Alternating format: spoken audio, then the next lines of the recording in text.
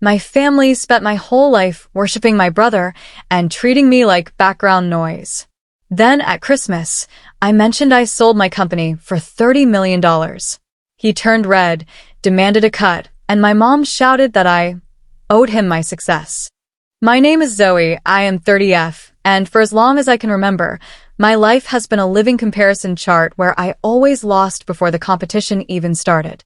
My brother Caleb, 2 years older than me, was treated like some golden miracle sent from the universe to bless our family, while I was the quiet background character whose achievements were either ignored or explained away as something unimpressive.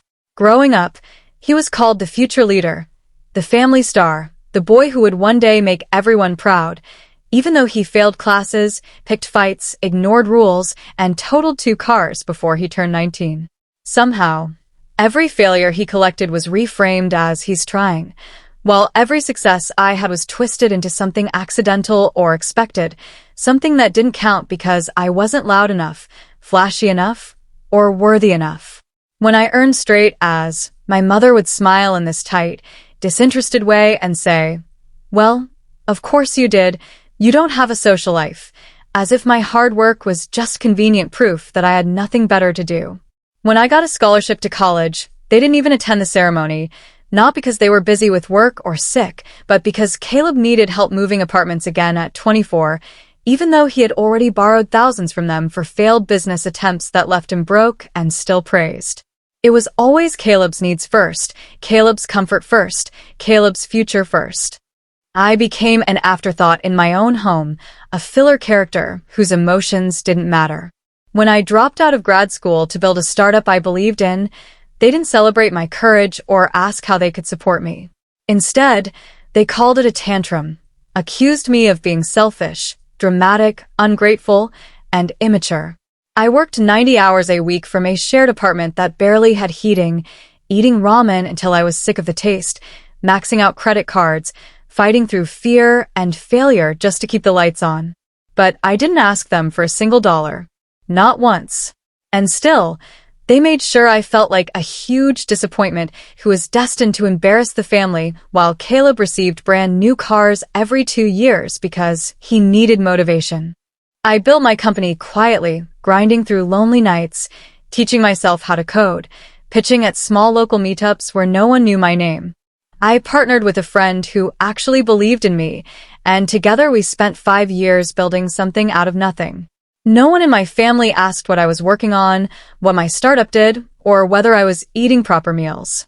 They were too busy praising Caleb for being brave enough to try again, every time one of his business attempts exploded into debt and excuses. He even moved back into my old room without anyone asking me how I felt. They just mentioned it casually over a call like it didn't matter. After half a decade of silence and stress, a venture capital firm approached us. Long story short, we sold the startup for $30 million, split between me and my co-founder. I didn't post it online. I didn't tell my parents. Not because I wanted to hide, but because I knew exactly what would happen if they found out too soon. I wanted one peaceful season before the storm. Then came Christmas. It was my first holiday back in years, and the house felt smaller than I remembered, not because of the space, but because of all the memories pressing down on me. I tried my best to keep things light. I brought gifts, helped mom set the table, told myself I could handle one dinner without losing my mind. Caleb made jokes about how I probably still lived like a poor basement goblin, while sipping wine he didn't pay for. I laughed it off because I was tired of fighting. And then it happened. Someone mentioned tech stocks, and Caleb, half drunk and smirking, said loudly, "Zoe probably still codes in a basement somewhere." I should have stayed quiet. I really should have. But something in me snapped. I just smiled and said calmly, "Actually, I sold my startup in June." The whole table froze.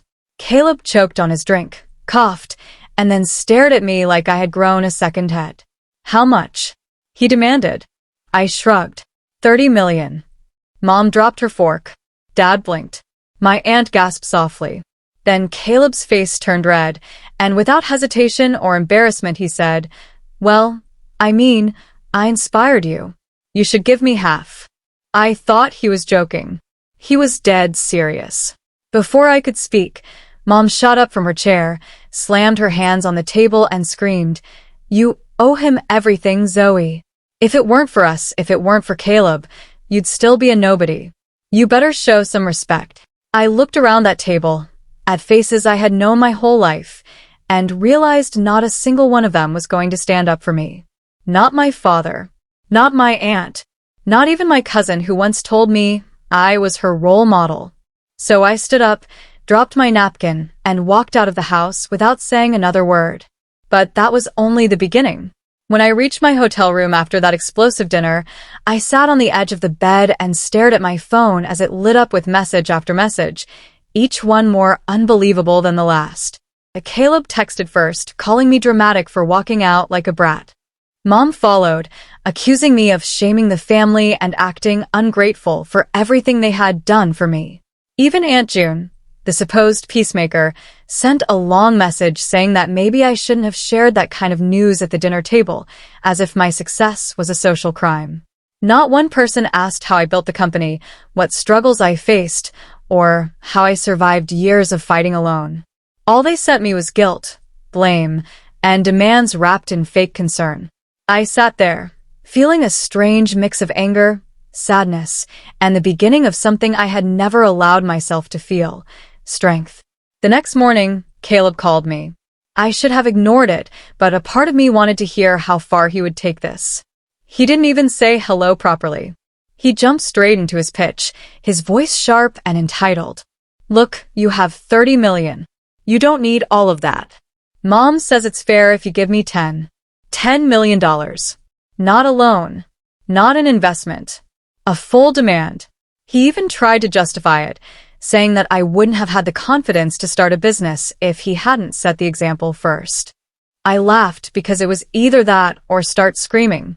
I asked him if he was seriously claiming that his long trail of failure somehow inspired my success. He snapped back, accusing me of jealousy, as if my hard work was some temper tantrum that accidentally paid off. That was the moment I hung up, not because I was hurt, but because I finally realized how deep their entitlement ran. But their greed didn't stop at words.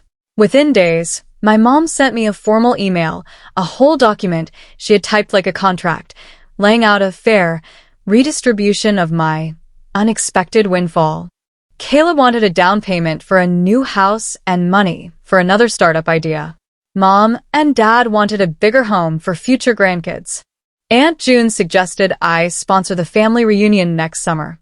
The entire tone was cold, professional, and completely detached from love, as if I were a corporation they could invoice. I didn't reply.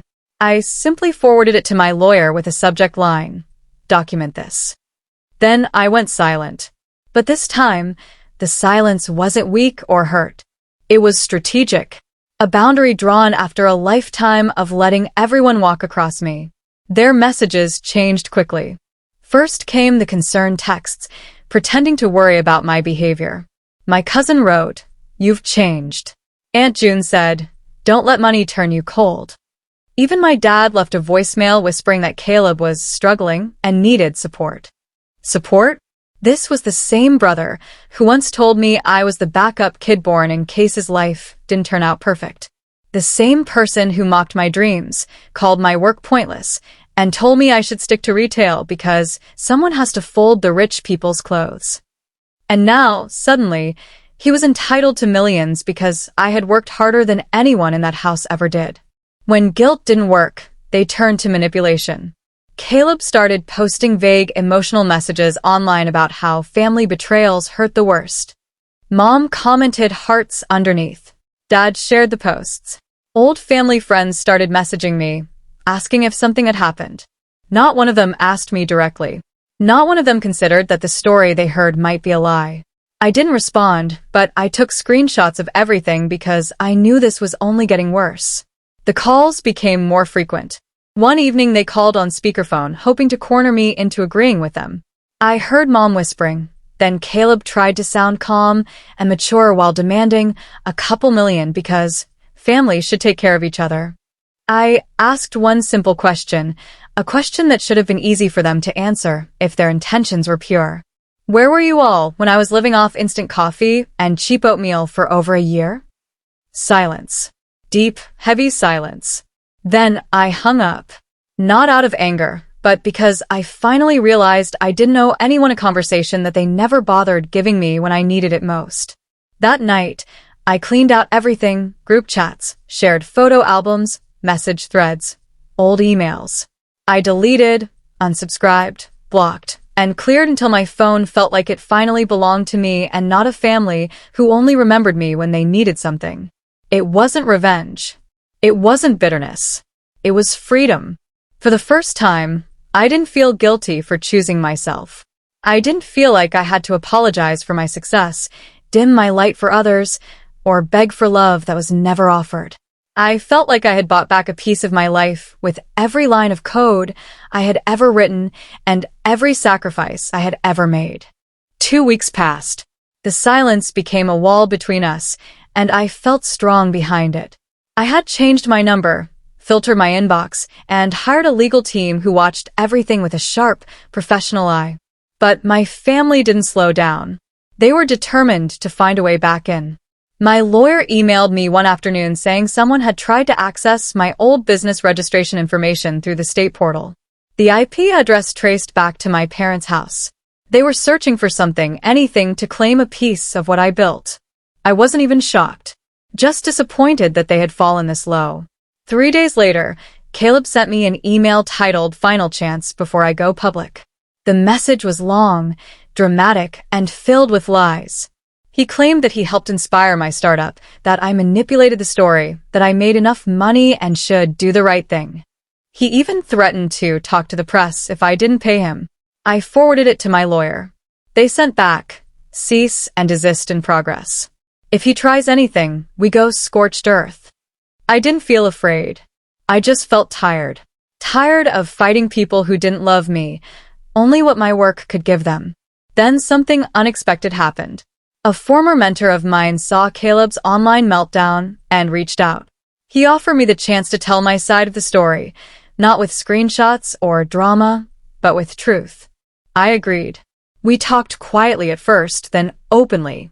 A week later, a long-form feature was published on a major startup media site. The headline read, "Built from Nothing: How a Quiet Founder Sold Her Startup for $30 million and Faced Her Family's Fury." It didn't mention Caleb's name. It didn't show their posts. It didn't need to. The truth was in the details of my journey. The nights no one saw, the years no one asked about, the work no one believed in. The article ended with my quote, "Some people only believe in you when there's money attached." That's not support. That's ownership. And I don't owe anyone ownership of me. The story went viral. Founders shared it. Investors reached out. Young women in STEM messaged me saying my words gave them courage. A teenager DM'd me saying she printed my quote and hung it on her wall.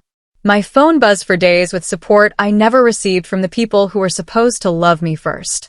Caleb tried to fight back using a burner account, but his comments got deleted, then banned. People didn't even argue with him. They just told their own stories of being the forgotten sibling. The conversation moved beyond my family entirely. It became something bigger, something healing. A week later, my mom sent me one last email. Short, cold, Angry. How could you do this to us? no greeting, no goodbye. No love. I didn't respond. I sent a single white rose to their house without a card. A peace offering that wasn't really about peace. It was closure. 5 months have passed since then. I live in a new city now, somewhere quiet and coastal where the air smells fresh and my mornings start with tea instead of tension. I've invested in 3 female-led startups working out of tiny apartments just like the one I began in.